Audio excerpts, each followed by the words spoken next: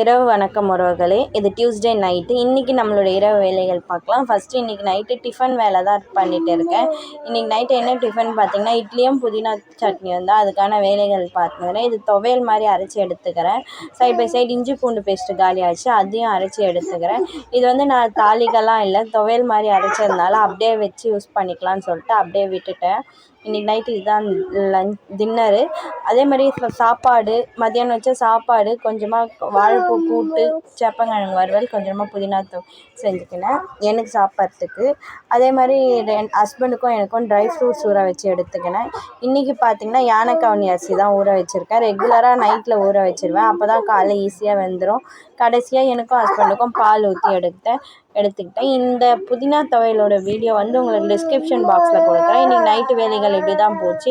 இந்த வீடியோ பிடிச்சிருந்தால் லைக் பண்ணுங்கள், ஷேர் பண்ணுங்கள், கமெண்ட் பண்ணுங்கள் மற்றும் சப்ஸ்கிரைப் பண்ணுங்கள். எதுவுமே பண்ணாலும் லைக் பண்ணிவிட்டு வாங்க. மற்ற